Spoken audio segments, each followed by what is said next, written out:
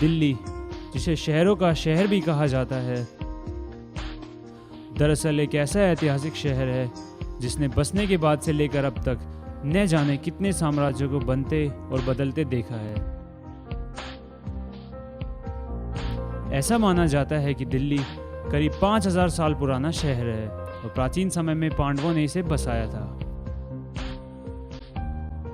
इस शहर में मुगल, चौहान, दिल्ली सल्तनत, तोमर और अंग्रेजों ने राज किया और अपने पीछे छोड़ गए कुछ ऐसी इमारतें और स्मारक जिनसे दिल्ली की पहचान जुड़ी है। इन्हीं ऐतिहासिक इमारतों में से एक है दक्षिणी दिल्ली में बसा हौज़-ए-अलाई यानी हौज़ खास, जो अपनी ऐतिहासिक धरोहरों और प्राकृतिक सुंदरता के लिए जाना जाता है। उर्दू शब्द हौज़ खास का मतलब है शाही तालाब। हौज़ खास गांव में बने इस परिसर में मस्जिद, मकबरे, शाही तालाब, मदरसा, फिरोज शाह तुगलक का मकबरा और करीब 13.5 एकड़ में फैला हुआ बेहद खूबसूरत बगीचा है। इस परिसर के बीचों बीच एक तालाब है जिसका निर्माण 13वीं शताब्दी में अलाउद्दीन खिलजी ने करवाया था। इसमें बारिश के पानी को इकट्ठा किया जाता था, लेकिन रखरखाव न करने की वजह से ये सूख गया था। बाद में फिरोज शाह तुगलक ने इस तालाब की मरम्मत करवाकर पानी की आपूर्ति बहाल की। तब से ये तालाब हौज़ खास के नाम से जाना जाने लगा। हौज़ खास जो कॉम्प्लेक्स है उसमें जाहिर है कि सबसे बड़ी चीज़ जो है वो हौज़ है, और ये हौज़ अलाउद्दीन खिलजी के समय का बनाया हुआ है।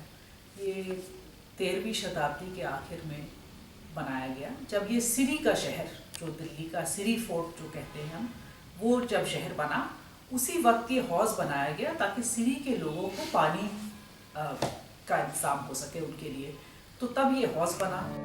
इस तालाब के चारों ओर बेहद खूबसूरत पार्क है।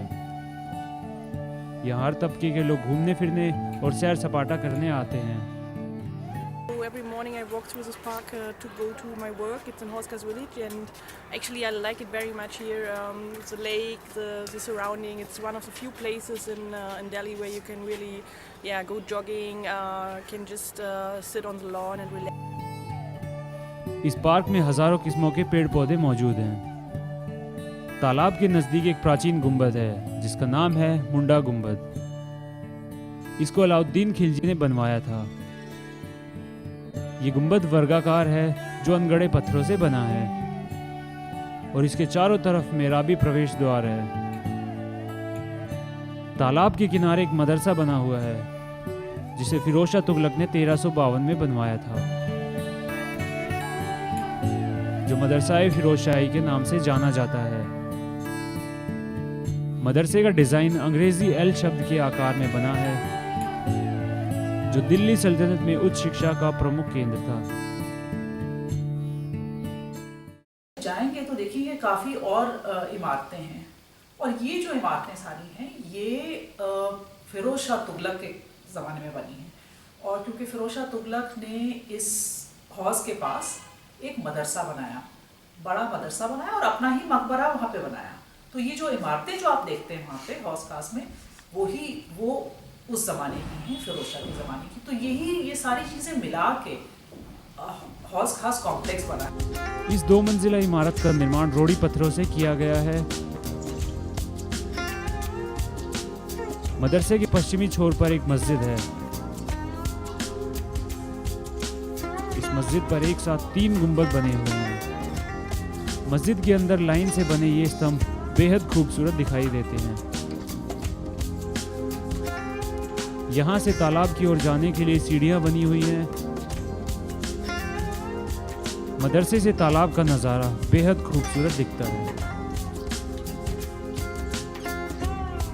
इस मदरसे के उत्तरी और पश्चिमी छोर के बीचों बीच है फिरोज शाह तुगलक का मकबरा।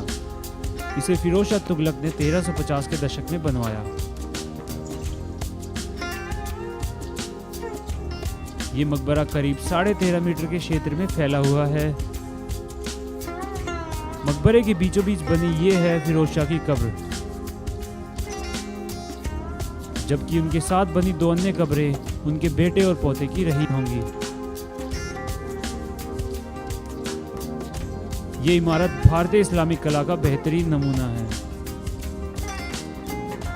इस इमारत का गुंबद पूरे परिसर में सबसे ऊंचा है। मदरसे के बगीचे में बने ये मंडप मकबरे हैं। ये मकबरे अलग अलग आकार के हैं। ऐसा कहा जाता है कि इन मकबरों में मदरसों के शिक्षकों की कब्रें रही होंगी। इन कब्रों की ऊंचाई काफ़ी कम है। ये मकबरे तुगलक काल में बनाए गए थे। हौज खास परिसर से निकलकर कुछ ही दूरी पर एक छोटी गुंबदनुमा इमारत है जिसका नाम है छोटी गुमटी। इस इमारत की निर्माण शैली और सजावट इसे लोधी काल की धरोहर होने का संकेत देती है। इस छोटी गुमटी के सामने रोड के दूसरी ओर है संकरी गुमटी, जिसका अर्थ होता है संकरी गुंबदनुमा इमारत। इसके अंदर कोई भी कब्र नहीं है। ऐसा माना जाता है कि ये मकबरा नहीं, एक प्रवेश द्वार रहा होगा जिसका निर्माण लोधी काल में हुआ, लेकिन इसे बनाने का उद्देश्य स्पष्ट नहीं है। यहाँ से बाहर निकलने के बाद एक और ऐतिहासिक इमारत आती है जिसका नाम है 12 खंबा मकबरा। इस इमारत के ढांचे में 12 खंबे हैं। इसके बाहर की तरफ कई सारी कब्रें हैं और इसके आसपास कई और दिलचस्प ढांचे हैं, जैसे सूखा कुआं और एक अनूठा बुर्जनुमा ढांचा।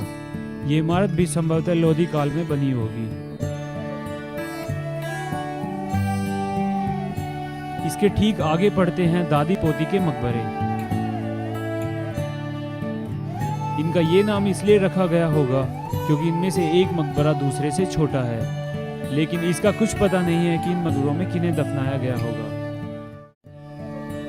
बड़ा मकबरा, जिसे दादी का मकबरा भी कहा जाता है, ये वर्गाकार बना हुआ है। इसका निर्माण 15वीं शताब्दी में लोधी काल में हुआ, जबकि छोटा मकबरा, जिसे पोती मकबरे के नाम से जाना जाता है, इसके गुंबद पर एक विशेष लालटेन निर्मित है। इस मकबरे का निर्माण तुगलक काल में हुआ। पोती का नाम जो है वो कोई असल में कोई दादी पोती नहीं थी, और ना ही कभी उसको बीबी बांदी भी बोल देते हैं, पर ऐसा कुछ नहीं है। उसकी ऐतिहासिकता कोई दादी पोती से उसका ताल्लुक नहीं है, क्योंकि लोगों ने देखा कि एक बड़ा है एक छोटा है, इसलिए नाम दे दिया। हम ये नहीं जानते कि उन मकबरों में कौन हैं जो दफन किए गए। हमें इतिहास को हमें कुछ नहीं बताता इसके बारे में, तो ये नाम तो ऐसे ही पड़ा है। और जहाँ तक अलग अलग कालों के एक के पास एक मकबरे बनने का सवाल है, ये काफ़ी होता आया है। हौज खास परिसर से कुछ दूरी पर पद्मिनी इनक्लेव के बीचों बीच बनी ये इमारत है चोर मीनार, जिसका निर्माण खिलजी के शासनकाल में हुआ। इस इमारत की खासियत है इसमें बने 225 छेद। ऐसा माना जाता है कि इस इमारत का इस्तेमाल चोरों का सर कलम करके उनके कटे हुए सर को मीनार से बाहर लटकाने के लिए किया जाता रहा होगा। चोर मीनार के उत्तर में बनी ये है ईदगाह, जिसका निर्माण 1405 में हुआ था।